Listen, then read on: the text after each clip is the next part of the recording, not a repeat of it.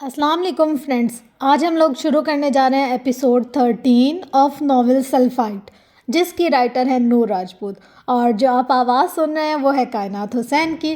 اور ہم لوگوں نے کیا سیکھا اس ناول میں یہ بتائیے آپ لوگ۔ میں بتاؤں میں نے کیا سیکھا؟ میں نے یہ سیکھا کہ صبر کا صلہ ضرور ملتا ہے، چاہے دیر سے ہی چاہیے، چاہے کوئی وقت گزر جائے پھر بھی، چاہے ہم نا امید اور مایوس ہو جائیں تب بھی۔ اللہ دیکھتا ہے، اللہ جانتا ہے، اللہ یاد رکھتا ہے۔ ہم بھول جائیں تب بھی وہ یاد رکھتا ہے۔ ہمیں اجر کی امید نہ ہو تب بھی وہ اجر دیتا ہے۔ ہمیں صلہ نہیں بھی چاہیے ہوتا تو بھی وہ ہماری چھوٹی سے چھوٹی نیکی، چھوٹی سے چھوٹی نیک دل سے کی گئی محنت، ایفرٹ کو کنسیڈر کرتا ہے، اور اللہ سے بڑھ کر کوئی بھی قدردان نہیں ہے۔ مطلب اس ناول کو پڑھ کر بہت کچھ دل میں آتا ہے، بہت ساری باتیں ایسی جو انسان سوچتا ہے، چاہتا ہے، اور میں کیا کہوں، مطلب میرے پاس ورڈز نہیں ہیں کہ میں ان چیزوں کو ایکسپلین کر سکوں آپ لوگوں کے ساتھ۔ بس میں یہ کہوں گی کہ اگر آپ لوگوں کو اس ناول کو سننے کے بعد تھوڑی سی بھی چینجز لا رہے ہیں اپنی لائف میں تو بس میرے لیے یہ انف ہے۔ تو بس اب ہم لوگ زیادہ کیا ہی اسپوائلر دیں، اس کو اسٹارٹ کرتے ہیں، کیونکہ بہت زیادہ رلانے والا بھی ہے، ہنسانے والا بھی ہے، خوشی والا بھی ہے، اور غم والا بھی ہے۔ تو بس ہم لوگ اس کو اسٹارٹ کرتے ہیں۔ ریڈی سیٹ گو۔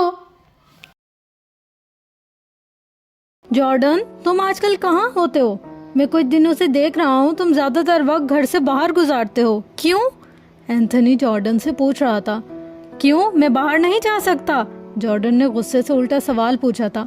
جا سکتے ہو لیکن… کیا لیکن؟ جارڈن نے اس کی بات کاٹی تھی۔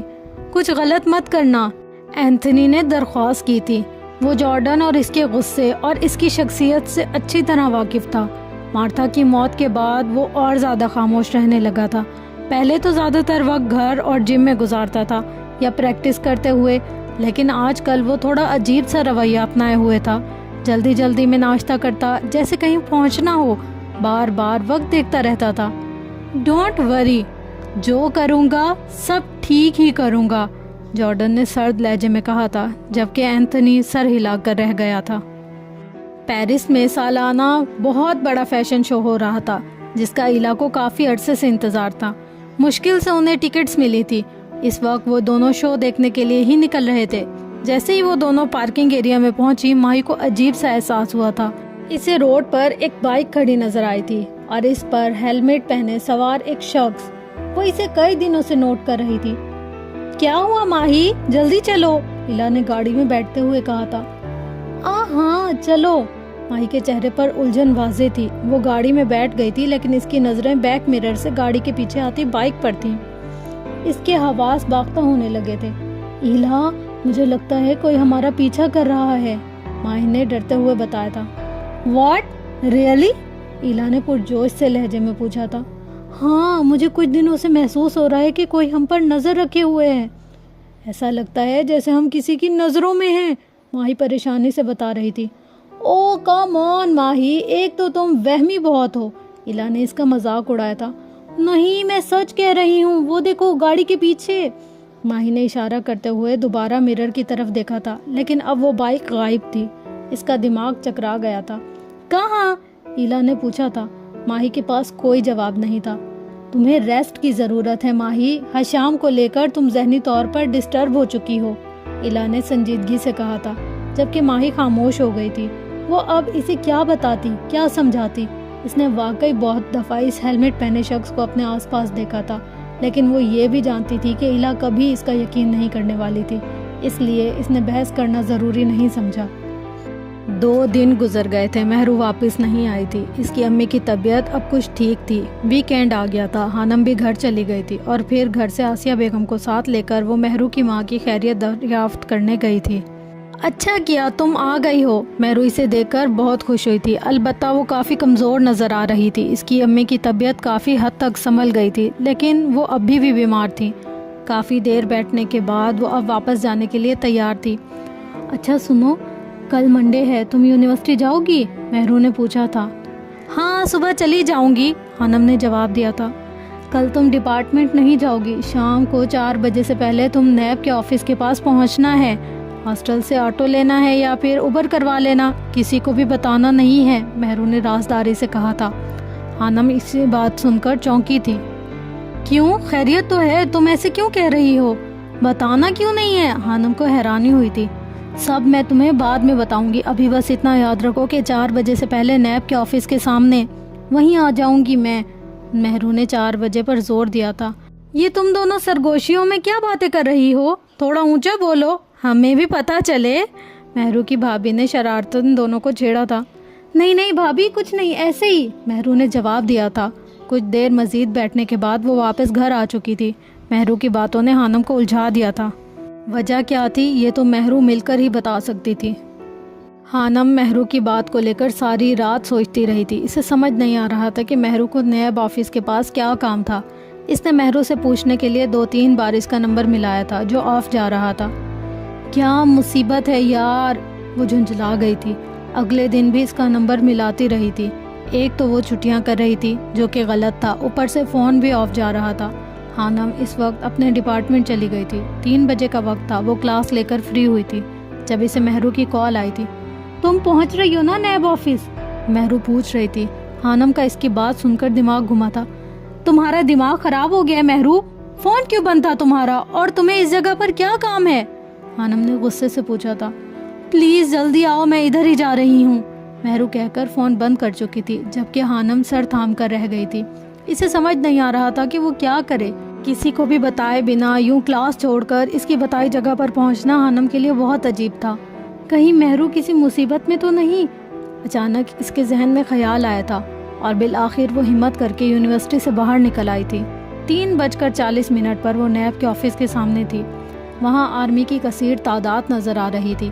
خانم کا دل گھبرا رہا تھا، مہرو کا کہیں نام و نشان نہیں تھا۔ 15 منٹ وہ روڈ پر کھڑی رہی تھی۔ لوگ اسے عجیب نظروں سے گھور رہے تھے۔ اس نے بڑی سی چادر کو خود پر اچھے سے لپیٹ رکھا تھا اور آدھا منہ چھپایا ہوا تھا۔ خانم نے کانپتے ہاتھوں سے موبائل نکالا تھا۔ اس سے پہلے کہ وہ مہرو کا نمبر ملاتی، موبائل اس کے ہاتھ سے چھوٹ کر نیچے گرا تھا۔ اس نے فٹافٹ جھٹ کر موبائل اٹھایا تھا جو بند ہو چکا تھا۔ خانم کے اب آسان خطا ہوئے تھے۔ اسے محسوس ہو رہا تھا کہ وہ کتنی بڑی غلطی کر چکی تھی۔ 4:30 ہو گئے تھے لیکن مہرو نہیں آئی۔ موسم ابر آلود ہو رہا تھا اور اس کا دل دھک دھک کر رہا تھا۔ اسے سمجھ نہیں آ رہا تھا کہ وہ کیا کرے۔ شام کا اندھیرا پھیل چکا تھا۔ اس کا موبائل آن نہیں ہوا تھا۔ اس جگہ پر وہ آٹو میں آ گئی تھی لیکن اب واپس جانے کی سمجھ نہیں آ رہی تھی۔ گاڑیاں، لوگ اور ہر طرف پھیلا شور اسے پاگل کر رہا تھا۔ وہ ہمیشہ کالج سے گھر اور گھر سے کالج سے ہی اکیلے گئی تھی۔ لاہور میں رہنے کے باوجود اس نے دوسروں کی طرح لاہور پورا نہیں دیکھا تھا۔ جیسے ہی 5 بجے تھے، خانم کی آنکھیں نم ہونا شروع ہوئی تھی۔ اندھیرا پھیل چکا تھا۔ مہرو نہیں آئی تھی، وہ اسے کال بھی نہیں کر سکتی تھی۔ اس وقت ایسی سچویشن تھی کہ خانم کا دماغ کام نہیں کر رہا تھا۔ اس نے دل سے دعا کی کہ اللہ اس کی مدد کرے، اور پھر کچھ دیر بعد ایک گاڑی اس کے سامنے رکی تھی۔ تم یہاں کیا کر رہی ہو؟ آرجے نے گاڑی کا شیشہ نیچے کرتے ہوئے پوچھا تھا۔ خانم اپنے سامنے آرجے کو دیکھ کر عجیب سی کیفیت میں مبتلا ہو گئی تھی۔ اسے پہلی بار آرجے کو دیکھ کر اچھا لگا تھا۔ وہ اس وقت اس کے لیے مسیحا بن کر آیا تھا۔ وہ میں خانم کے الفاظ ساتھ نہیں دے رہے تھے۔ گاڑی میں بیٹھو، اس کا انداز حکمیہ تھا۔ بنا کچھ سوچے سمجھے خانم دوسری طرف کا دروازہ کھول کر گاڑی میں بیٹھ گئی تھی۔ کچھ دیر گاڑی میں خاموشی چھائی رہی تھی۔ خانم کی آنکھیں چھلکنے کو تیار تھیں۔ کس کا انتظار کر رہی تھی؟ آرجے نے نارمل سے لہجے میں پوچھا تھا۔ مجھے ہاسٹل جانا ہے، خانم نے خود پر قابو پاتے ہوئے کہا تھا، البتہ اس کی آواز روند گئی تھی۔ اوکے، آرجے نے گاڑی کا رخ کیمپس کی طرف موڑ دیا تھا۔ تم نے بتایا نہیں یہاں کیا کر رہی تھی؟ چند منٹ کی خاموشی کے بعد آرجے نے دوبارہ پوچھا تھا، جبکہ خانم اپنے آنسو ضبط کرنے کی کوشش کر رہی تھی۔ کیا ہوتا اگر آرجے وہاں نہ آتا؟ یہ سوچ کر ہی اس کی جان ہوا ہونے لگی تھی۔ اسے مہرو پر اتنا غصہ آ رہا تھا اور اس سے بھی زیادہ خود پر، جو بے وقوفوں کی طرح وہاں چلی آئی تھی۔ خانم نے آرجے کی بات کا کوئی جواب نہیں دیا تھا۔ آرجے کو اس کی خاموشی چڑھا رہی تھی۔ اس نے گاڑی میں میوزک لگا دیا تھا۔ پلیز اسے بند کر دو، خانم نے التجا کی تھی۔ اس کا سر درد سے پھٹ رہا تھا۔ اور گاڑی تیز چلاؤ، مجھے جلدی ہاسٹل پہنچنا ہے۔ اسے پریشانی ہو رہی تھی، اگر وہ مقررہ وقت تک ہاسٹل نہ پہنچی اور لیٹ ہو گئی تو وارڈن اسے نہیں بخشے گی۔ اس کی بات کا آرجے پر الٹا اثر ہوا تھا. اس نے گاڑی کی رفتار کم جبکہ میوزک کا والیوم تیز کر دیا تھا. حانم نے آنکھیں میچ کر خود کو کچھ غلط کہنے سے روکا تھا. اس وقت وہ اس کے رحم و کرم پہ تھی. مجھے یہاں مہرو نے بلایا تھا, کچھ کام تھا ہمیں, لیکن وہ لیٹ ہو گئی, آ نہیں سکی. بالآخر اسے بولنا ہی پڑا. اس کی بات سننے کے لیے آرجے نے میوزک بند کیا تھا. اوکے, وہ بس اتنا ہی کہہ پایا تھا. خاموشی خاموشی, ایک طویل خاموشی چھا گئی تھی. ویسے ہو تو تم 5 فٹ 4 انچ کی, لیکن نخرہ کیوں ہے اتنا تم میں؟ آرجے کی بات پر حانم نے حیرت سے رخ موڑ کر اسے دیکھا تھا. وہ اب اسے گھور رہی تھی. ہاں, اتنی ہی ہائٹ ہے نا تمہاری, 1 انچ اوپر نیچے ہو سکتا ہے. وہ ڈھینٹوں کی طرح ہنس رہا تھا. ویسے تمہارا میری گاڑی میں بیٹھنا اس بات کی گواہی دیتا ہے کہ یا تو میں بہت با کردار لڑکا ہوں یا پھر تم بھی میرے جیسی ہی ہو. وہ کہکا لگا کر ہنسا تھا. حانم بس خود پر ضبط کر رہی تھی. وہ کچھ نہیں بولنا چاہتی تھی, جس سے آرجے کو غصہ آتا اور وہ اسے چھوڑ کر چلا جاتا. میری مجبوری کا فائدہ اٹھانے کی کوشش مت کرو. حانم کا لہجہ کاٹدار تھا. آرجے کا کہکا بلند ہوا تھا. کیا بات ہے, ویسے نا مجھے تم میں کوئی دلچسپی نہیں ہے. اگر ہوتی بھی تو میں زبردستی کا قائل نہیں ہوں. اور ویسے بھی مجھے یاد آیا, تم تو میری قانونی بیوی ہو, میری گاڑی پر حق رکھتی ہو, اس لیے میں تم پر کوئی احسان نہیں کر رہا, بلکہ تم اپنا حق استعمال کر رہی ہو. وہ اسے چڑھانے میں کوئی کمی نہیں چھوڑ رہا تھا. تمہارا نام کس نے رکھا ہے؟ اب حانم کسی حد تک نارمل ہو چکی تھی. میں نے خود. وہ پھر ہنسا. روحان کی بات کر رہی ہوں. وہ موم نے رکھا تھا, آرجے نے بتایا. کیا تمہیں پتا ہے کہ روحان کا مطلب کیا ہے؟ حانم نے پوچھا تھا. روحوں جیسا پاک صاف. آرجے کے نام میں گردن ہلانے پر حانم نے بتایا تھا. واو, نہ چاہتے ہوئے بھی آرجے مسکرا دیا تھا. اور مجھے دنیا میں تمہاری روح سے زیادہ غلاظت میں لپٹی روح کسی اور کی نظر نہیں آتی. آرجے کے کہکے کو بریک لگی تھی. اچانک اس کے چہرے پر سختی چھا گئی تھی. اور مجھے اس چیز سے کوئی فرق نہیں پڑتا کہ میں ایسا ہوں کیسا ہوں, اور تمہیں بھی مجھ پر اتنی گہری نظر رکھنے کی ضرورت نہیں ہے. وہ سخت سے لہجے میں بولا تھا. حانم خاموش ہو گئی تھی. کون سا ہاسٹل ہے تمہارا؟ وہ گیٹ نمبر 4 سے ہاسٹل ایریا میں داخل ہو گئے تھے. پہلے بوائز ہاسٹل تھے. ہاسٹل ایریا میں رونق لگی ہوئی تھی. ہر طرف لڑکے گھومتے نظر آ رہے تھے. کچھ آگے آنے پر STC والے راستے پر لڑکیاں اور لڑکے کے گروپ چہل قدمی کر رہے تھے. یہی اتار دے, میں خود چلی جاؤں گی, حانم نے بدتمیزی سے کہا تھا. میں نے پوچھا ہاسٹل نمبر بتاؤ, اور بے فکر رہو, میں تم سے ملنے ہاسٹل نہیں آنے والا. وہ ایک لفظ چبا کر بولا تھا. 11, حانم نے جواب دیا تھا. کچھ منٹ بعد وہ اس کے ہاسٹل کے سامنے کھڑے تھے. حانم بنا کچھ کہے گاڑی سے باہر نکل گئی تھی اور فٹافٹ ہاسٹل کے گیٹ کی طرف بڑھ گئی تھی. جیسے ہی وہ گیٹ کھول کر اندر داخل ہوئی, آرجے نے ایک گہرا سانس لیا تھا. شام کے 7 بج رہے تھے. اب وہ گاڑی واپسی کے لیے موڑ چکا تھا. حانم نے ہاسٹل آنے کے بعد شکرانے کے نفل ادا کیے تھے. اللہ نے اس کی حفاظت کی تھی. اسے مہرو پر شدید غصہ تھا, اور اسی غصے کی وجہ سے اس نے مہرو کو دوبارہ کال نہیں کی تھی. اگلے دن مہرو ہاسٹل آئی تھی. اس کے سر پر پٹی بندھی ہوئی تھی. حانم اسے یوں دیکھ کر حیران رہ گئی تھی. سوری حانم, کل جب میں تمہارے پاس آ رہی تھی تو ایک چھوٹا سا ایکسیڈنٹ ہو گیا تھا, مہرو نے بتایا تھا. حانم کو اس پر جتنا بھی غصہ تھا وہ اس کی حالت دیکھ کر کم ہوا تھا. پلیز معاف کر دو, میں نے بعد میں تمہارا نمبر ملایا تھا لیکن وہ بند جا رہا تھا. حانم کے سرد و جامع تاثرات دیکھ کر مہرو نے صفائی پیش کی تھی. ٹھیک ہے. حانم اتنی بھی پتھر دل نہیں تھی. اب وہ اس ڈرائیور کے بارے میں پوچھ رہی تھی جس سے زیادہ چوٹ آئی تھی. دونوں ڈپارٹمنٹ کے لان میں بیٹھی تھی. مہرو کے والد کا اسلام آباد میں ٹرانسفر ہوا تھا اور وہ لوگ کچھ دنوں تک وہاں شفٹ ہونے والے تھے. مہرو کا ابھی کنفرم نہیں تھا. حانم اسے منع کر رہی تھی کہ وہ نہ جائے. وہ افسردہ تھی. جب مہرو اسے یقین نہیں دلا سکی تو اس نے موبائل نکال کر یوٹیوب ویڈیوز دیکھنا شروع کر دی تھی. جتنا وقت تم ان ویڈیوز دیکھنے میں لگاتی ہو, اگر اتنا پڑھو نا تو تم ٹاپ کر جاؤ. آرجے نہیں. اس بار بھی آرجے نے ٹاپ کیا تھا. تم بھی آرجے جتنی ذہین تو ہو ہی نا. آرجے ذہین نہیں, چالاک ہے مہرو. حانم نے موبائل پر نظریں گاڑی جواب دیا تھا. ذہین اور چالاک میں کیا فرق ہوا بھلا؟ مہرو نے اچھمبے سے پوچھا تھا. چالاک تو ابلیس بھی تھا مہرو, اگر وہ ذہین ہوتا تو شیطان نہ ہوتا. حانم کی بات نے مہرو کو گم کر دیا تھا. وہ بہت گہری بات کہہ گئی تھی, اور ان سے کچھ فاصلے پر پیچھے کھڑے آرجے کے قدم جو مہرو سے کچھ پوچھنے آتا پتھر کے ہوئے تھے. اس نے دانت بھیج کر خود پر قابو پایا تھا اور پھر واپسی پلٹ گیا تھا. وہ دونوں کیفے پر بیٹھی تھی. موسم کافی خوشگوار تھا. ان سے کچھ فاصلے پر مکی اور آر جے دوسرے ٹیبل پر بیٹھے تھے.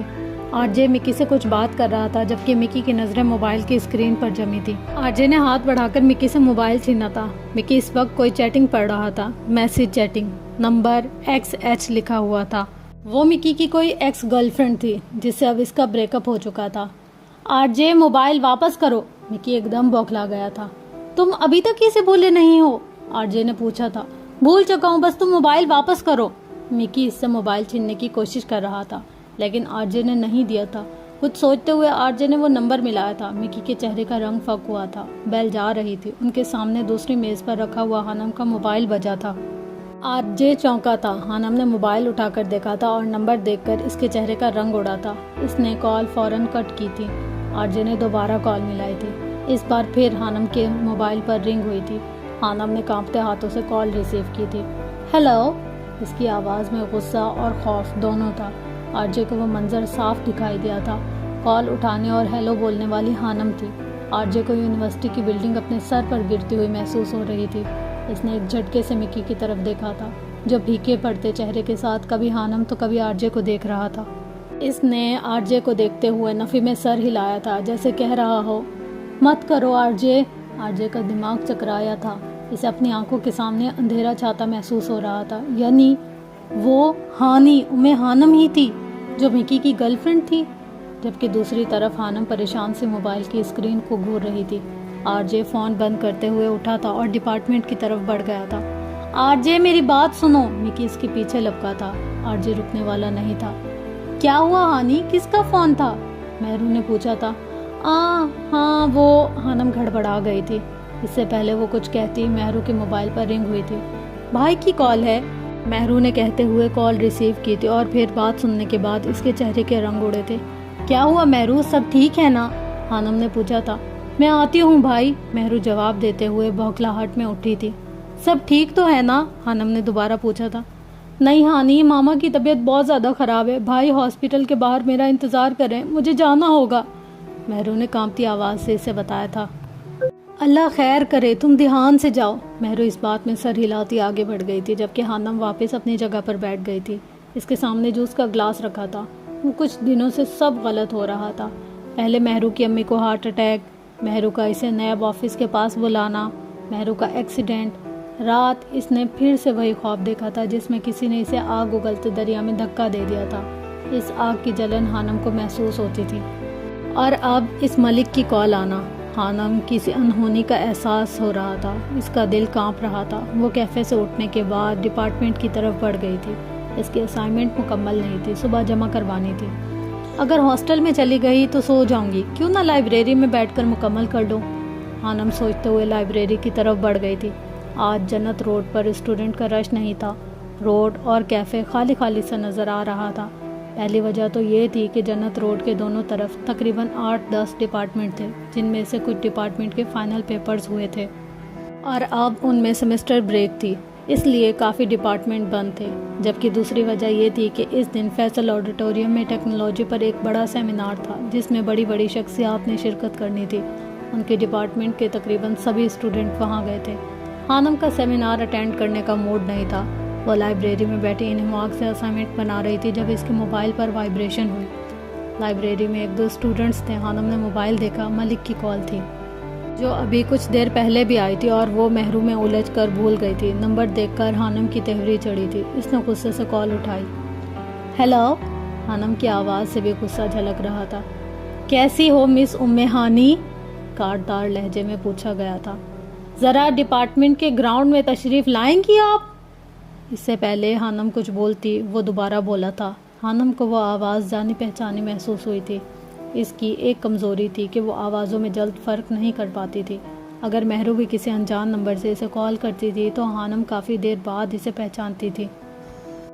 کون؟ ہانم کا گلا خشک ہوا تھا. ہا ہا ہا ہا ہا. دوسری طرف سے آر جے کا کہکا بلند ہوا تھا. وہ اس کے کہکا لگانے کے انداز سے پہچان گئی تھی. ذرا گراؤنڈ میں تشریف لے آئیں پھر بتاتا ہوں. وہ کہہ کر فون بند کر چکا تھا. ہانم کو اپنی روح فنا ہوتی ہوئی محسوس ہو رہی تھی. ملک ہی آر جے ہے؟ نہیں، یہ نہیں ہو سکتا. ہانم کا دل ڈوب گیا تھا. اسے جس بات کا ڈر تھا وہی ہوا تھا۔ ملک نام کے ڈر کا سانپ اس کے سینے میں کنڈلی مارے بیٹھا تھا جو آج اس کے اندر سے نکلا تھا۔ خانم کے ہاتھ اور ٹانگیں باقاعدہ کانپ رہی تھی۔ موبائل اس کے ہاتھ سے چھوٹ کر گود میں جا گرا تھا اور وہ خشک ہوتے حلق کے ساتھ حالات کو سمجھنے کی کوشش کر رہی تھی۔ یہ ان دنوں کی بات ہے جب وہ فرسٹ ایئر میں تھی۔ اس نے نیا کالج جانا شروع کیا تھا۔ مہرو اور وہ دونوں ایک ہی کالج میں پڑھتی تھی۔ کالج سے گھر کافی فاصلے پر تھا۔ اکثر دیر ہو جانے کے باعث آسیہ بیگم کافی پریشان ہوتی تھی۔ کچھ پیسے جمع کرنے کے بعد انہوں نے خانم کو ایک چھوٹا سا الگ موبائل لے کر دیا تھا۔ بے شک ان کے گھر میں غربت تھی، لیکن زندگی ایک پرسکون ندی کی مانند بہہ رہی تھی، اور اس ندی میں پہلا پتھر ملک کے آنے سے پڑا تھا۔ فرسٹ ایئر میں انہوں نے کالج میں سینئرز کو فیئر ویل پارٹی دی تھی۔ مہرو اپنا اسمارٹ فون لائی تھی، چونکہ کالج میں صرف لڑکیاں ہی تھیں، اس لیے وہ دونوں خوب اچھے سے تیار ہوئی تھی۔ مہرو نے اچھی کافی فوٹوز بنائی تھی۔ وہ دونوں بہت پیاری لگ رہی تھی، خاص طور پر خانم، اور شاید یہی اس کی بدقسمتی تھی۔ مہرو، یہ کون ہے؟ مکی مہرو کے موبائل میں فنکشن کی تصویر دیکھ رہا تھا جب اس کی نظر مہرو کے ساتھ مسکراتی خانم پر پڑی تھی۔ یہ ہانی ہے، میری بیسٹ فرینڈ، مہرو نے جواب دیا تھا۔ یہ پیاری ہے، معصوم بھی۔ ہاں، یہ بہت اچھی اور نیک لڑکی ہے، مہرو نے سرسری انداز میں جواب دیا تھا۔ مہرو کے نیک کہنے پر مکی دل میں ہنسا تھا۔ اچھا یار، چائے تو پلا دو، اتنے دنوں بعد گھر آیا ہوں، مکی نے شکوہ کیا تھا، اور مہرو اس بات میں سر ہلاتی کمرے سے چلی گئی تھی۔ مکی نے خباثت سے ہنستے ہوئے خانم کا نمبر اس کے موبائل سے لے لیا تھا۔ پتہ چل جائے گا کتنی نیک اور پارسا ہے، وہ شیطانی ہنسی ہنسا تھا۔ ہیلو ہانی، خانم اپنا کیمسٹری کا ٹیسٹ یاد کر رہی تھی جب اس کے موبائل پر بیل ہوئی تھی۔ اجنبی نمبر دیکھ کر اسے حیرانی ہوئی تھی۔ مکی نے مہرو کے موبائل سے نمبر لینے کے پورے 1 ماہ بعد خانم کو میسج کیا تھا۔ کیسی ہو؟ خانم ابھی سوچ ہی رہی تھی کہ یہ نمبر کس کا تھا، تبھی دوسرا میسج موصول ہوا تھا۔ وہ شش و پنج میں مبتلا تھی کہ رپلائی کرے یا نہ کرے، تبھی اس کے نمبر پر سے کال آئی تھی۔ خانم نے کال ریسیو کی تھی۔ ہیلو ہانی، میں ملک، لڑکی کی آواز اور اس کے منہ سے اپنا نام سن کر خانم دھک سے رہ گئی تھی۔ اس نے فوراً کال کاٹنے کے بعد موبائل بند کر دیا تھا، اور پھر یہ سلسلہ بند نہیں ہوا۔ روز صبح و شام میسج آنے لگے، کبھی حسن کے قصیدے پڑھے جاتے تو کبھی اس کی معصومیت کے۔ خانم کو سمجھ نہیں آ رہا تھا کہ اسے تنگ کرنے والا کون تھا۔ جہاں مہرو اسے اپنی چھوٹی باتیں بتاتی تھی، وہیں خانم اپنے بڑے مسئلے اس سے چھپاتی تھی۔ یہ اس کی فطرت تھی شاید۔ آخر تم کون ہو؟ کیوں مجھے تنگ کر رہے ہو؟ خانم نے جھنجلا کر پوچھا تھا۔ تم پر مر مٹا ہوں، دوستی کا خواہاں ہوں۔ اس بے باکی پر خانم کے چہرے پر ناگواری ابھری تھی، اور اس نے کوئی جواب نہیں دیا تھا۔ پہلی لڑکی ہے یار جو قابو نہیں آ رہی، 2 ماہ ہو گئے ہیں، مکی آرجے کے سامنے صوفے پر براجمان خباثت سے کہہ رہا تھا۔ لگے رہو، ایک نہ ایک دن مان جائے گی۔ دنیا میں ایسی کوئی لڑکی نہیں جو پھسلتی نہ ہو، بس کچھ وقت لیتی ہیں اور کچھ لمحوں میں پگھل جاتی ہیں۔ آرجے کا نایاب مشورہ دستیاب تھا، اور پھر مکی نے ہار نہیں مانی تھی۔ دیکھو پلیز، ایک بار بات کر لو، میں باقی لڑکوں جیسا نہیں ہوں، میں بہت الگ ہوں، میں سچ میں تمہیں بہت پسند کرتا ہوں۔ ایک بھولی بھالی لڑکی جس کی دنیا اس کی چھوٹی سی فیملی تھی، جس نے آسائشیں نہیں دیکھی تھی، وہ اس کی چکنی چپڑی باتوں میں پگھلنے لگی تھی۔ مرد کو اللہ نے بہت شاطر دماغ دیا ہے، وہ اپنی باتوں سے کسی بھی عورت کو بہلا پھسلا اور ورگلا سکتا ہے۔ اس میں بھی قصور عورت کا ہوتا ہے جو وہ پگھل جاتی ہے۔ 2 ماہ کی انتھک محنت کے بعد آخر وہ اس کی طرف مائل ہو ہی گئی تھی۔ میرا نام ملک ہے، مستقیم ملک عرف مکی، مکی نے اپنا تعارف کروایا تھا۔ خانم نے ہمیشہ محرومیاں دیکھی تھی، باپ کی محرومی، ضروریات کی محرومی، خواہشات کی محرومی، بہت سے لاڈ اور پیار کی محرومی۔ اس کے اندر ایک خلا تھا، گھر میں رونے دھونے والے حالات دیکھ کر اس کا دل کڑتا تھا۔ ایسے میں جب ملک اس سے بات کرتا تھا تو اسے خوابوں کی دنیا میں لے جاتا تھا، لیکن یہ سلسلہ زیادہ دن نہیں چل سکا تھا۔ خانم کا ضمیر اسے کچوکے لگاتا تھا، وہ جانتی تھی یہ سب غلط ہے، انسان معصوم ہے جبکہ شیطان شاطر۔ اسے شیطان نے کیسے ورغلایا تھا یہ وہ خود بھی نہیں جانتی تھی۔ ملک سے بات کرتے ہوئے بھی ضمیر کا شور اسے سکون نہیں لینے دیتا تھا۔ اس روز بھی جواد کو سائیکل چاہیے تھی۔ آسیہ بیگم یا کسی کے پاس بھی اتنے پیسے نہیں تھے کہ وہ اسے سائیکل دلا سکتے۔ بابا ہمیں کیوں چھوڑ کر گئے ہیں آپ ہی، کیوں چلے گئے وہ؟ جواد نے روتے ہوئے سوال پوچھا تھا، جبکہ خانم خود رو دی تھی۔ ملک، تم چھوڑ تو نہیں جاؤ گے؟ اس روز پہلی بار حانم نے ایک لمبے سے میسج کی شکل میں بہت سے سوال لکھ کر بھیجے تھے، ورنہ وہ بس ہاں ہوں میں جواب دیتی تھی۔ وہ پوچھ رہی ہے مجھے چھوڑ تو نہیں دو گے؟ مکی نے آرجے سے پوچھا تھا۔ اسے کہو کبھی نہیں میری جان۔ آرجے کے جواب پر دونوں کا کہکا ابھرا تھا۔ اس رات حانم سو نہیں پائی تھی، وہ ساری رات سوچتی رہی تھی۔ ضمیر نے اسے یہ بات سمجھا دی تھی کہ وہ غلط کر رہی ہے، اس کی نمازیں قضا ہونے لگی تھی، اس کی پڑھائی متاثر ہو رہی تھی، سب سے بڑی بات اس کے چہرے کی رونق مان پڑ گئی تھی۔ ملک سے بات کرنے کا گناہ اس کے جسم سے کسی جونک کی طرح چمٹ گیا تھا، وہ لمحہ لمحہ اس کا خون چوس رہا تھا۔ کیا ہو گیا ہانی، تم مجھ سے بات کیوں نہیں کرتی ہو؟ حانم کے اگنور کرنے پر ملک نے شکوہ کیا تھا۔ میں تم سے ملنا چاہتا ہوں۔ اس کی اگلی بات سن کر حانم کا دماغ بھگ سے اڑا تھا۔ اس نے فوراً موبائل آف کیا تھا۔ اس نے تو کبھی اس چیز کا تصور بھی نہیں کیا تھا۔ حانم کا دل ملک سے اکتانے لگا تھا۔ اس کی باتیں حانم کا دل خراب کرتی تھی۔ جو تھوڑی سی دلچسپی پیدا ہوئی تھی وہ اس کے چیپ باتوں سے ختم ہو گئی تھی۔ وہ اس کا نمبر بلاک نہیں کر سکتی تھی کیونکہ حانم کے پاس موبائل سادہ تھا۔ اسی گھبراہٹ، ڈر اور گناہ کے تصور میں اسے بخار ہو گیا تھا۔ وہ پورا مہینہ بیمار رہی تھی۔ اسے اپنے گناہوں پر رونا آتا تھا۔ وہ روتی تھی، پچھتاتی تھی۔ آسیہ بیگم اسے بیمار دیکھ کر خود ہلکان ہو گئی تھی۔ حانم کو اپنی غلطی کا شدت سے احساس ہوا تھا۔ اتنی پیاری ماں تھی اس کے پاس جو اس پر جان دیتی تھی، اور وہ اپنی ماں کو دھوکہ دے رہی تھی۔ حانم کا دل ڈوب گیا تھا، آنسوؤں سے تکیہ بھیگنے لگا تھا۔ وہ ساری رات روتی تھی۔ تم مجھ سے بات کیا کرو ہانی، میں تمہارے بنا نہیں جی سکتا۔ مجھے ڈر لگتا ہے ملک۔ ڈر؟ لیکن کس سے؟ اللہ سے۔ اور ملک اس کی بات سن کر حیران رہ گیا تھا۔ اللہ کا واسطہ ہے میرا پیچھا چھوڑ دو، میں تمہیں پسند نہیں کرتی اور نہ کبھی کروں گی، آئندہ مجھے میسج مت کرنا۔ حانم نے اس سے التجا کی تھی۔ وہ ٹھیک ہونے لگی تھی، رو رو کر اپنے گناہوں کی معافی مانگتی تھی۔ 17 سال اور کچھ ماہ عمر تھی اس وقت اس کی، اور اس کے ضمیر نے اسے کتنے بڑے گناہ سے بچا لیا تھا۔ اس کے چہرے کی رونق لوٹ آئی تھی، لیکن جب بھی وہ اسے میسج کرتا تھا حانم کو سب یاد آنے لگتا تھا۔ اس کا دل اذیت سے بھر جاتا تھا۔ اسے محسوس ہونے لگتا تھا کہ وہ اب با کردار نہیں رہی تھی۔ اپنی کی گئی چھوٹی سی غلطی نے اس کے اندر اتنی تلخی بھر دی تھی، اور وہ ملک یعنی مکی بھی اس کی جان نہیں چھوڑتا تھا۔ وہ اسے کبھی کبھی میسج کرتا رہتا تھا۔ 2 سال گزر گئے تھے۔ حانم نے 4th ایئر کے ایگزامز بھی دے دیے تھے، لیکن وہ اسے نہیں بھولا تھا اور نہ حانم کو بھولنے دیتا تھا۔ جب ہمدان انکل نے اسے موبائل گفٹ کیا تھا تب حانم نے نمبر بدل لیا تھا، لیکن کچھ دنوں بعد کچھ ضروری نمبر کاپی کرنے کے لیے اس نے اپنی پرانی سم ڈالی تھی۔ وہی دن تھا جب زبیدہ آپا اس کے لیے طارق کا رشتہ لے کر آئی تھی۔ وہ پہلے ہی دکھی تھی، اوپر سے ملک کے میسج نے کہ بھول گئی ہو تم مجھے، اس کے اندر تک خاک کر ڈالا تھا۔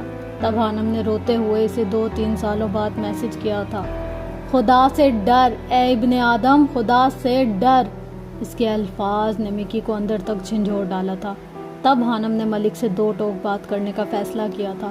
اس نے نمبر دوبارہ آف نہیں کیا تھا، بلکہ سوچ رکھا تھا کہ اس بار اگر اس نے کال یا میسج کیا وہ اس سے صاف صاف بات کرے گی۔ لیکن اس کے ان الفاظوں نے مکی کے ہاتھ جکڑ دیے تھے۔ اس نے کبھی دوبارہ کال یا میسج نہیں کیا تھا۔ یوں حانم بھی جیسے ان واقعات کو برا خواب سمجھ کر بھول گئی تھی، لیکن یہ اس کی سب سے بڑی غلطی تھی، اور آج پھر وہ اس کے سامنے کھڑا تھا، تقریباً 1 سال کے عرصے کے بعد۔ میں بیٹھی خود کو نارمل کرنے کی کوشش کر رہی تھی۔ اس نے کبھی خواب میں بھی نہیں سوچا تھا کہ اس کا سامنا بھی کبھی ملک سے ہوگا، اور ملک، وہ بھی آرجے۔ حانم کے دماغ میں سائیں سائیں ہو رہی تھی۔ وہ کانپتے قدموں سے کھڑی ہوئی تھی۔ اسے بلاوا آیا تھا اور جانا ہی تھا۔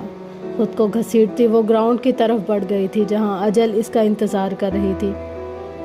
آرجے، میری بات سمجھنے کی کوشش کرو، تم جو کر رہے ہو وہ ٹھیک نہیں ہے، مکی نے گراؤنڈ میں رکھے لکڑی کے بینچ پر بیٹھے آرجے سے کہا تھا، جو انگلیوں کی مدد سے اپنی کنپٹیوں کو سہلا رہا تھا۔ میں سب جانتا ہوں، تم اپنی بکواس بند کرو۔ آرجے دھاڑا تھا، تب اس کی نظر بیگ تھامے ان کی طرف بڑھتی حانم پر پڑی تھی۔ تیز ہوائیں اس کے دوپٹے کو اڑا کر لے جانے کی کوشش کر رہی تھی، لیکن اس نے اپنی چادر کو اچھی طرح سے سنبھالا ہوا تھا۔ اسے اپنی طرف آتا دیکھ کر مکی کے دل کو کچھ ہوا تھا۔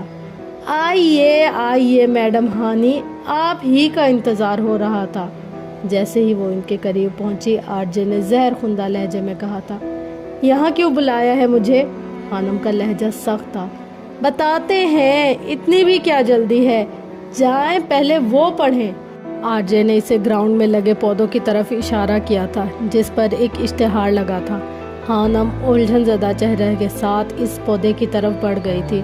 सफ़ेद कागज़ पर लिखे लफ्ज़ों को पढ़कर हानम की रूह फना हुई थी। वो इसकी और मिकी की बातें थी। ऊपर इसका नाम और नंबर लिखा था। आरजे उनकी कन्वर्सेशन के स्क्रीनशॉट लेकर उनके प्रिंट निकलवा लिए थे। ग्राउंड में हर तरफ दीवारों और पौधों पर वो प्रिंट चिपका थे। वो करंट खाकर पीछे पलटी थी। लड़कियों को लगता है वो अपनी तरफ से अगर पैगामात और नंबर को ख़त्म कर देंगी तो वाकई सब ख़त्म हो जाएगा, पहले जैसा हो जाएगा। लेकिन ऐसा कभी नहीं। ये सिर्फ लड़कियों की खाम ख्याली है। वो पैगामात हमेशा के लिए उनके नामा अमाल और मर्दों के पास महफूज रहते हैं। नामा अमाल से तो शायद तौबा और नदामत के आंसू इन पैगामात और गुनाहों को मिटा दे, लेकिन एक मर्द के पास इन गुनाहों का मिटना नामुमकिन है। आज इसके गुनाह अज़दे का रूप धारे इसे निकलने को तैयार खड़े थे। वो 3-4 साल पहले ही डर गई थी कि रब की पकड़ बड़ी सख्त है, और आज वो पकड़ में आ चुकी थी। हानम का दिल इतनी ज़ोर से धड़क रहा था जैसे अभी पसलियाँ तोड़कर बाहर निकल आएगा। इसने खुश्क होते होंठों पर ज़बान फेरी थी। आसमान पर सियाह बादलों ने अंधेरा सा कर दिया था और कुछ ऐसी ही सियाही इसके मुकद्दर पर भी मल दी गई थी। वाह हानम वाह, जिस लड़की का यूनिवर्सिटी में कोई बॉयफ्रेंड नहीं, वो लड़की मिकी मलिक की जीएफ निकली। वाह। आरजे का लहजा काटदार था। इसने तालियां बजाकर दाद दी थी। हानम को एक झटका लगे था। मुस्तकीम मलिक? इसने कभी गौर क्यों नहीं किया था कि मिकी ही मलिक हो सकता था, और वो मेहरू का कज़न भी था। इसके पास नंबर भी आ सकता था। हानम ने मिकी को देखा था जो नजरें चुरा गया था। आरजे मेरी बात सुनो, मिकी ने कुछ कहना चाहा था। तुम खामोश रहो, मिकी की बात पर आरजे धाड़ा था। मैंने दुनिया में मुनाफिक लोग देखे हैं, लेकिन तुमसे कम। वो हानम की तरफ बढ़ा था। हानम पूरी जान से कांप रही थी। मैंने शातिर लड़कियां देखी हैं, लेकिन तुमसे कम। कहा था तुमने कि मेरी रूह गलासत से लिपटी है। अपने बारे में क्या ख्याल है तुम्हारा? वो सूर फूंक रहा था और हानम जलकर खाक हो रही थी। इसके पास अपनी सफाई में कहने को कुछ नहीं था। सारे सबूत इसके खिलाफ थे। वो कुछ नहीं कर सकती थी। आसमान पर पहली सियाही किसी तूफान की आमद का पता दे रही थी। मुझे ज़िंदगी में पहली बार महसूस हुआ था कि उम्मे हानम दुनिया की सबसे अलग लड़की है, लेकिन तुम तो सबसे बुरी निकली। आरजे ने अपने चेहरे पर हाथ फेरते हुए कहा था। इसके बाल बिखरे पड़े थे। बड़ा गुरूर था ना तुम्हें अपने किरदार पर, लेकिन किस बात का गुरूर? ये कागज देख रही हो? ये तुम्हारी बदकिरदारी का मुंह बोलता सबूत है। हानम आंखें मीच गई थी। शायद वो आंखों में आई नमी को छुपाने की कोशिश कर रही थी।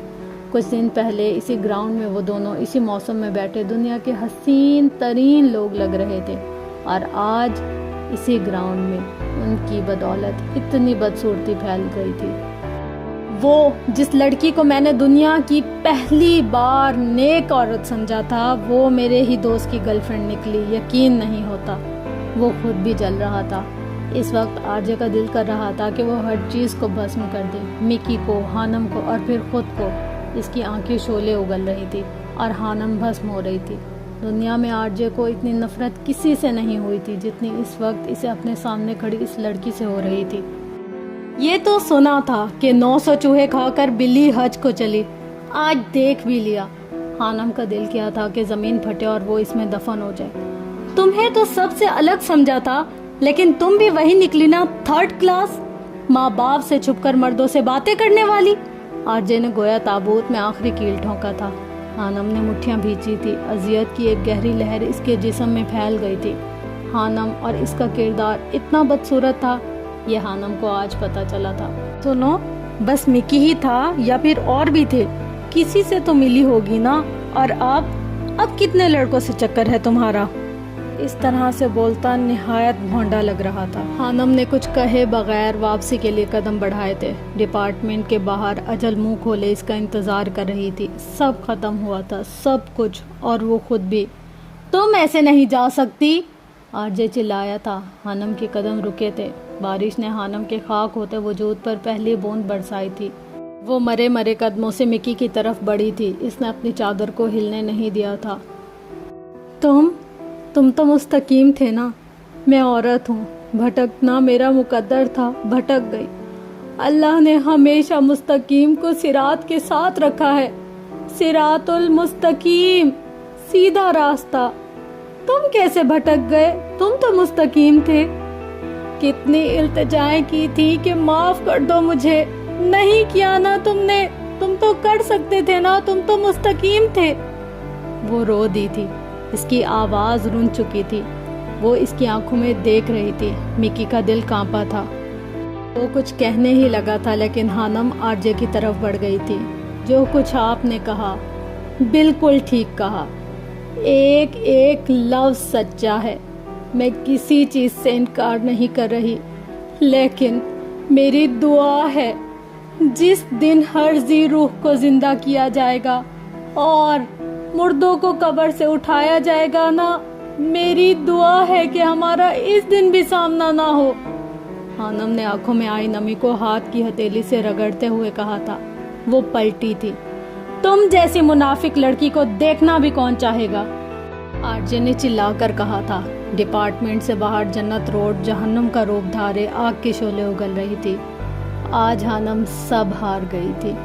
अपनी मासूमियत, अपनी हंसी, अपना किरदार, अपना एतमाद, अपनी नेकनामी, अपनी ज़ात और शायद अपनी ज़िंदगी भी। इसकी सांसों की डोर उलझ रही थी।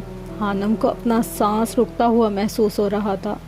बारिश किसी तूफान की तरह बरस रही थी। मिकी ने नम आंखों से इसे डिपार्टमेंट से बाहर जाते देखा था और फिर सब खत्म हो गया था। ये तुमने अच्छा नहीं किया आरजे। मिकी इसकी तरफ बढ़ा था। तुम अपनी बकवास बंद रखो। आरजे ने मिकी को धक्का दिया था। वो लड़खड़ाकर पीछे हटा था। तुम सब जानते थे, तुमने बताया नहीं मुझे। आरजे की आंखें सुर्ख अंगारा हो रही थी। तेज हवा के साथ बारिश पत्थरों की मानिंद उनके जिस्म से टकरा रही थी। सब पता था तुम्हें, क्यों छुपाया मुझसे? मुझे नहीं पता था कि जिस हानम का तुम जिक्र करते हो वही हानि है। जिस दिन मैंने इसे यूनिवर्सिटी में देखा था तब मुझे पता चला था। मैंने सिर्फ इसलिए नहीं बताया कि कोई इतनी बड़ी बात नहीं थी और मुझे लगा था कि तुम्हें शायद बुरा लगेगा। मिकी ने डरते डरते अपनी सफाई दी थी। मुझे क्यों बुरा लगता? क्यों बुरा लगता? हाँ, तुम मुझे पहले बता देते तो मेरे जहन में इसकी अच्छाई का खाका ना बनता। आरजे का दिल जल रहा था, लेकिन क्यों ये वो खुद नहीं जानता था। मुझे लगा शायद तुम हानम को पसंद करते हो इसलिए। पसंद? माय फुट, ऐसी लड़कियां नफरत के काबिल भी नहीं होती। पहले भी ऐसी 1000 लड़कियां हमारी जिंदगी में आई हैं। पहले तो तुमने कभी ऐसे रिएक्ट नहीं किया, फिर आज क्यों? मिकी ने सवाल उठाया था। क्योंकि वो लड़कियां जैसी होती हैं वैसी दिखती हैं। अच्छाई का लिबादा पहनकर मर्दों को गुमराह नहीं करती। आरजे ने मुंह पर हाथ फेरते बहते पानी को साफ किया था। वो अच्छी लड़की है आरजे, तुमने उसके साथ अच्छा नहीं किया। तुम इसकी इतनी तरफदारी क्यों कर रहे हो? तुम्हें इश्क तो नहीं हो गया इससे? आरजे का लहजा जलाकर खाक कर देने की मानित था। मिकी साकित हुआ था। दुनिया में वो वाहिद लड़की हानम है जिसकी मैं दिल से इज्जत करता हूँ। मिकी का लहजा इसकी बात की सच्चाई का एतराफ़ कर रहा था। क्या अच्छा है इसमें? क्यों करते हो तुम इस बदकिरदार लड़की की इज्जत? इसका तुमसे अफेयर रहा है। Shut up RJ, just shut up, Mickey चिल्लाया था। इसने पहली बार आरजे के सामने इस तरह बात की थी। बदकिरदार नहीं है, ये तुम भी जानते हो। पूछो अपने दिल से। और जहाँ तक बात है इसकी पारसाई की, तो मैं गवाह हूँ। हाँ, मैं गवाह हूँ उम्मे हानम की पाकीज़गी, इसके ईमान का। आरजे गुस्से से मुट्ठियाँ भींच कर रह गया था। ऐसा पहली बार हुआ था कि किसी लड़की की वजह से उनकी लड़ाई हुई थी। और आज मैं कन्वर्सेशन डिलीट करने वाला था जब तुमने मेरे हाथ से मोबाइल छीना। और मेरा कोई गलत रिश्ता नहीं था इससे, कभी बन ही नहीं पाया। मेरी बातें और तुम्हारे डायलॉग अगर तुम्हें याद हो तो हानम को इस रास्ते पर घसीट ही नहीं पाए। इसकी हिफाजत की गई थी। एक लड़की की लड़कपन की नादानी की वजह से तुमने इसे बदकिरदार बना दिया। वाह! मिकी की आवाज़ रूंध गई थी। इसे हानम की हालत देखकर खौफ आया था। वो खामोश बिना बद्दुआ दिए चली गई थी और मिकी अल्लाह को मानने वाला था। इतना तो वो जानता था कि जो बद्दुआएं दी नहीं जाती वो तबाह कर देती हैं। پتہ ہے جب اس نے مجھ سے کہا تھا کہ خدا سے ڈر اے ابن آدم، خدا سے ڈر، میں واقعی ڈر گیا تھا۔ اس کی آنکھ سے آنسو پھسلا تھا جو بارش کی بوندوں میں جذب ہو کر گم ہو گیا تھا۔ مکی اب گراؤنڈ میں لگے ان اشتہارات کی طرف بڑھا تھا جو آر جے وہاں لگا کر گیا تھا۔ تیز بارش نے ان اشتہارات کو کافی حد تک خراب کر دیا تھا۔ مکی نے ہاتھ بڑھا کر وہ سارے اشتہارات اتارے اور پھر پھاڑ دیے تھے۔ آر جے لکڑی کے بینچ پر دونوں ہاتھوں سے سر تھام کر بیٹھا تھا۔ تیز طوفانی بارش اور بادلوں کی دل دہلا دینے والی گرج و چمک کی وجہ سے ڈپارٹمنٹ کے گیٹ کے پاس بنے سیکیورٹی روم سے کوئی گارڈ باہر نہیں نکلا تھا۔ جو اسٹوڈنٹ ڈپارٹمنٹ میں موجود تھے وہ ڈپارٹمنٹ کے اندر کینٹین اور چھوٹے سے لان میں بارش سے لطف اٹھا رہے تھے۔ مکی نے اپنے قدم ڈپارٹمنٹ سے باہر کی جانب بڑھا دیے تھے۔ پورے جنت روڈ کے دونوں اطراف دیواروں پر لگے اشتہارات وہ اپنے ہاتھ سے پھاڑ رہا تھا، جن پر خانم کا باقاعدہ نام، سیمیسٹر اور رول نمبر واضح تھا۔ مکی کے جانے کے 15 منٹ بعد وہ اپنی جگہ سے اٹھا تھا۔ آر جے کو اپنا دماغ گھومتا محسوس ہو رہا تھا۔ وہ جنت روڈ پر پیدل چل رہا تھا۔ وہ خود نہیں جانتا تھا کہ اس نے اپنے ساتھ کیا کیا تھا۔ وہ خود نہیں جانتا تھا کہ اس نے آج کیا کھویا تھا۔ اس کے دماغ میں بس غصہ اور نفرت بھری تھی۔ وہ اپنی نفرت میں اتنا اندھا ہو گیا تھا کہ اسے یہ نظر نہیں آیا تھا کہ جنت روڈ کے دونوں طرف ایک بھی اشتہار نہیں تھا۔ اللہ نے ان کے دلوں اور ان کے کانوں پر مہر لگا دی ہے اور ان کی آنکھوں پر پردہ پڑ گیا ہے۔ وہ سخت سزا کے مستحق ہیں۔ البقرہ۔ خانم نہیں جانتی تھی کہ اس نے ڈپارٹمنٹ سے ہاسٹل کا فاصلہ کیسے طے کیا۔ اس کا دماغ سائیں سائیں کر رہا تھا۔ کمرے میں آنے کے بعد اس نے دروازے کو کنڈی لگائی تھی۔ اللہ! بیگ بیڈ پر پھینکنے کے بعد اس کی دل دہلا دینے والی چیخ ابھری تھی۔ باہر بادلوں کی گرج چمک میں اس کی چیخ کہیں دب کر رہ گئی تھی۔ وہ فرش پر بیٹھ گئی تھی اور اپنے سر کو گھٹنوں میں دیے ہذیانی انداز میں رو رہی تھی۔ کتنی دعائیں مانگی تھی اس نے اللہ سے، کچھ بھی ہو جائے اسے اس کی کم عمری کی ایک چھوٹی سی نادانی کی وجہ سے رسوا نہ کیا جائے۔ وہ کسی بھی شخص کا راز فاش نہیں کرتی تھی اور اس نے اللہ سے بدلے میں یہی امید لگائی تھی۔ پھر کیسے آج اسے رسوا کر دیا گیا تھا؟ خانم کا دل پھٹ رہا تھا۔ اس نے زندگی میں پہلی بار موت کی خواہش کی تھی۔ اتنی تذلیل، اتنی رسوائی! خانم کو لگ رہا تھا جیسے اس کے دماغ کی کوئی رگ پھٹ جائے گی۔ کیوں ہوا تھا اس کے ساتھ ایسا؟ اللہ! اس کا رواں رواں تڑپ رہا تھا اور اللہ کو پکار رہا تھا۔ اس کا سسکیاں لیتا وجود آہستہ آہستہ ساکت ہوا تھا اور وہ فرش پر ڈھہ گئی تھی۔ ماہم، تمہاری ہانی سے بات ہوئی ہے کیا؟ آسیہ بیگم نے ماہم سے پوچھا تھا۔ نہیں امی، ماہم نے موبائل سے نظریں اٹھا کر جواب دیا تھا۔ پتہ نہیں، میری کل سے اس سے بات نہیں ہوئی، عجیب سا دل ہو رہا ہے، اللہ خیر کرے۔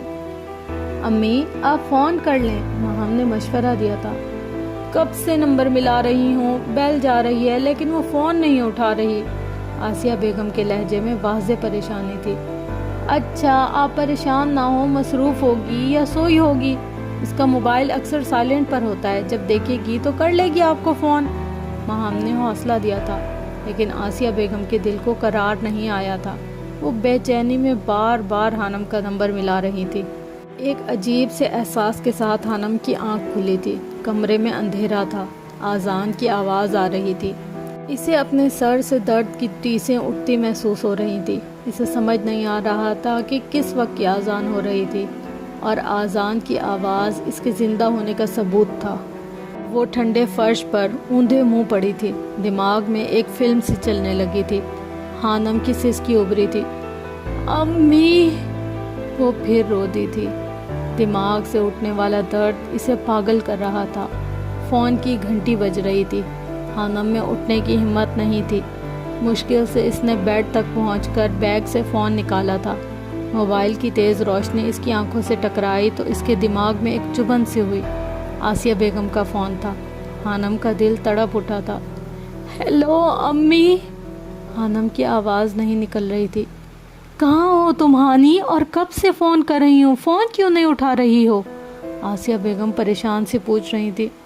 امی! خانم رو دی تھی۔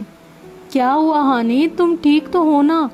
اس کی سسکیاں سن کر آسیہ بیگم کا دل لرز اٹھا تھا۔ امی میرا سر، خانم سے بولا نہیں جا رہا تھا۔ کیا ہوا سر کو؟ درد ہو رہا ہے؟ دوائی لے لیتی۔ مہرو کہاں ہے؟ مہرو نہیں ہے، خانم مشکل سے بول پائی تھی۔ اچھا میں ڈرائیور کو بھیج رہی ہوں، تم فکر نہ کرو، بس تیار رہو، یا میں آ جاؤں ساتھ؟ آسیہ بیگم خود بوکھلا گئی تھی۔ وہ پہلے ہی خانم کے ہاسٹل جانے پر راضی نہیں تھی، اب اسے تکلیف میں دیکھ کر ان کی خود کی جان ہوا ہو رہی تھی۔ ڈرائیور انکل کو بھیج دے، خانم مشکل سے کہہ کر فون بند کر چکی تھی۔ اسے روشنی تکلیف دے رہی تھی۔ بیگ سے بوتل نکال کر ایک گھونٹ پانی پیا تھا۔ وہ سوچنا نہیں چاہتی تھی، لیکن آر جے کا حقارت بھرا لہجہ اور آنکھیں بار بار اس کے سامنے آ رہی تھی۔ اس نے کمرے میں لگا زیرو بلب روشن کر کے اپنے کچھ کپڑے بیگ میں رکھے تھے، اور اپنے گیلے کپڑے بدلنے کی بھی اس میں سکت نہیں تھی۔ اس کا وجود ابھی بھی کانپ رہا تھا، سسکیاں تھمنے کا نام نہیں لے رہی تھی۔ ڈرائیور کا انتظار کرتے کرتے ایک بار پھر وہ بے ہوشی کی دنیا میں چلی گئی تھی۔ پریشان مت ہو آسیہ، سب ٹھیک ہوگا انشاءاللہ، حمدان انکل انہیں سمجھا رہے تھے۔ حمدان، میری بچی سسکیوں سے رو رہی تھی، اور ایسا اس وقت ہوتا ہے جب وہ شدید تکلیف میں ہو۔ حمدان انکل کچھ دیر پہلے آفس سے آئے تھے۔ آسیہ بیگم کو یوں پریشان اور آنسو صاف کرتا دیکھ کر وہ خود پریشان ہو گئے تھے۔ تم مجھے کال کر دیتی، میں چلا جاتا ہانی کو لینے، یا پھر خود چلی جاتی۔ بس اب ڈرائیور اسے لے کر آتا ہی ہوگا، تم پریشان مت ہو، وہ انہیں دلاسا دے رہے تھے۔ اوپر سے یہ موسم اتنا طوفانی ہو رہا ہے، میرا دل جانے کیوں بہت گھبرا رہا ہے۔ اچھا میں رحیم کو کال کر کے پوچھتا ہوں، تم پلیز پریشان مت ہو، وہ اپنا موبائل نکالتے ہوئے اٹھ کھڑے ہوئے۔ دروازے پر دستک کی زوردار آواز اس کے دماغ پر ہتھوڑے کی طرح لگ رہی تھی۔ خانم نے مشکل سے آنکھیں کھولی تھیں۔ خانم، تمہارے گھر سے ڈرائیور تمہیں لینے آیا ہے، وہ کب سے باہر تمہارا انتظار کر رہا ہے۔ یہ خانم کے ساتھ والے روم کی لڑکی تھی۔ خانم مشکل سے اٹھی تھی اور پھر دروازہ کھولا تھا۔ باہر اندھیرا پھیل گیا تھا، بارش ابھی بھی ہلکی ہلکی سی جاری تھی۔ کبھی یہ موسم خانم کی جان ہوتا تھا، اور آج اسی موسم میں اس کی جان لی گئی تھی۔ کیا ہوا، تمہاری طبیعت تو ٹھیک ہے؟ ہمنا نے اس کی سرخ اور سوجن زدہ آنکھوں کو دیکھ کر پوچھا تھا۔ نہیں، طبیعت ٹھیک نہیں ہے، خانم نے آنسوؤں کا گولا گلے میں روکتے ہوئے بمشکل جواب دیا تھا۔ وہ اپنا بیگ اٹھا لائی تھی، اور ٹیبل پر پڑا تالا بھی اس کے ہاتھ کانپ رہے تھے۔ لاؤ میں لگا دیتی ہوں، ہمنا نے اس کے ہاتھ سے تالا پکڑا تھا۔ خانم کے قدم اب باہر کی طرف اٹھ رہے تھے۔ ہمنا نے پریشانی سے اسے جاتے ہوئے دیکھا تھا۔ انٹری گیٹ پر انگوٹھا لگانے پر انٹری کر کے وہ باہر نکل آئی تھی۔ لڑکیوں کی ہنسی کی آوازیں اسے پاگل کر رہی تھی۔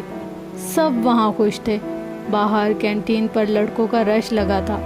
تیز روشنیوں میں پودوں پر پڑے بارش کے قطرے موتی کی طرح چمک رہے تھے۔ اب وہ ہاسٹل کے گیٹ سے باہر نکل آئی تھی۔ اس نے ایک الوداعی نظر اپنے ہاسٹل پر ڈالی تھی۔ خانم کا دل بھر آیا تھا۔ رحیم انکل نے آگے بڑھ کر اس کا بیگ پکڑا تھا۔ وہ غائب دماغی سے گاڑی میں بیٹھی تھی۔ میں کب سے آپ کا انتظار کر رہا ہوں ہانی بیٹا، آنے میں اتنی دیر لگا دی، گھر سے صاحب کا کتنی بار فون آ چکا ہے، رحیم انکل پریشانی سے کہہ رہے تھے، جبکہ خانم آنکھیں بند کیے سیٹ سے ٹیک لگائے خوش و خرج سے بیگانہ تھی۔ آسیہ بیگم ہانی کا بے صبری سے انتظار کر رہی تھی۔ جب انہوں نے پورچ میں گاڑی رکنے کی آواز سنی، وہ دروازے کی طرف بھاگی۔ ہانی بیٹا، رحیم انکل نے اسے آواز دی تھی۔ نہ وہ مکمل حواسوں میں تھی اور نہ بے ہوشی میں۔ آنکھیں کھولو بیٹا، گھر آ گیا ہے، وہ اسے اٹھانے کی کوشش کر رہے تھے، اور پھر کچھ دیر بعد اس نے آنکھیں کھولی تھی۔ رحیم انکل نے اس کی ناساز طبیعت کو دیکھتے ہوئے گاڑی سے باہر نکل کر اس کی جانب والا دروازہ کھولا تھا، ورنہ وہ اس بات کا بہت غصہ کرتی تھی۔ اپنا بیگ خود پکڑتی تھی، دروازہ بھی خود کھولتی تھی۔ اسے بی بی جی کہلوانا پسند نہیں تھا، اس لیے رحیم انکل اسے اس کے نام سے پکارتے تھے۔ وہ مرے مرے قدموں سے گاڑی سے باہر نکلی تھی۔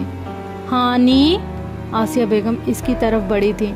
خانم کا انہیں دیکھ کر دل بھر آیا تھا۔ وہ ان کے گلے لگ کر خوب روئی تھی۔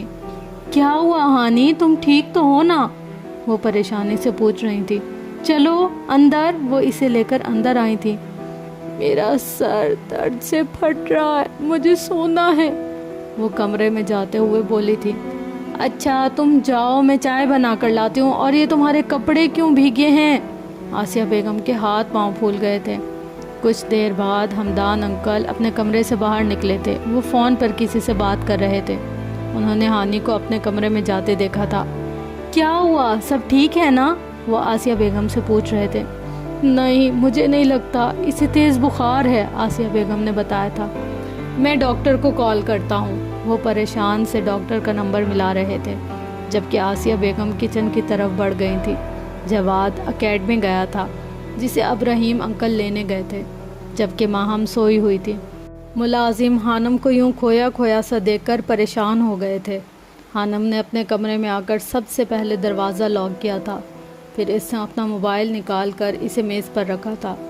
اسے اس موبائل سے شدید خوف آ رہا تھا. اسے لگ رہا تھا کہ اب بھی سب کال کر کے اس کا مذاق اڑائیں گے. ان اشتہارات پر اس کے دونوں نمبر تھے. نہیں, ایسا نہیں ہو سکتا, وہ چلائی تھی. اس نے میز پر رکھا بھاری گلدان اٹھا کر موبائل پر دے مارا تھا. موبائل کے ٹکڑے ٹکڑے ہو چکے تھے. ٹوٹے پھوٹے موبائل کو اس نے الٹ کر اس میں سے سم نکالی تھی, جسے اس نے واش روم میں جا کر پانی میں بہا دیا تھا. بد کردار ہو تم, آرجے کی آواز کسی ہتھوڑے کی طرح اس کی سماعت سے ٹکرائی تھی. اسے لگ رہا تھا کہ کوئی اس کے کانوں میں پگھلا سیسا انڈیل رہا تھا. وہ روئی تھی, بہت روئی تھی, سسکیوں سے. اسے اپنا دم گھٹتا محسوس ہو رہا تھا. آہستہ آہستہ خانم کو سب گھومتا محسوس ہوا تھا. ہر طرف اندھیرا پھیل گیا تھا. اس کے دماغ میں درد کی ایک ٹیس اٹھی تھی اور پھر وہ چکرا کر گر چکی تھی. ہانی, دروازہ کھولو. آسیہ بیگم کب سے دروازہ کھٹکھٹا رہی تھی, لیکن خانم دروازہ نہیں کھول رہی تھی. کیا ہوا امی؟ ماہم اپنے کمرے سے باہر نکلی تھی, لیکن خانم نے دروازہ نہیں کھولا تھا. شور کی آواز پر ہمدان انکل بھی ادھر آ گئے تھے. ہر کمرے کی ایک دوسری چابی موجود تھی. آسیہ بیگم بھاگ کر اپنے کمرے سے چابیوں کا گچھا اٹھا لائی تھی. وہ بری طرح سے کانپ رہی تھی. گھر کے سارے ملازم بھی ڈرے ہوئے تھے. آسیہ بیگم رو رہی تھی. کمرے کا دروازہ کھولا گیا تھا. سامنے وہ بے سدھ پڑی تھی. ہانی, آسیہ بیگم چلاتے ہوئے اس کی جانب بڑھی تھی, لیکن خانم اپنے ہوش کب کی کھو چکی تھی.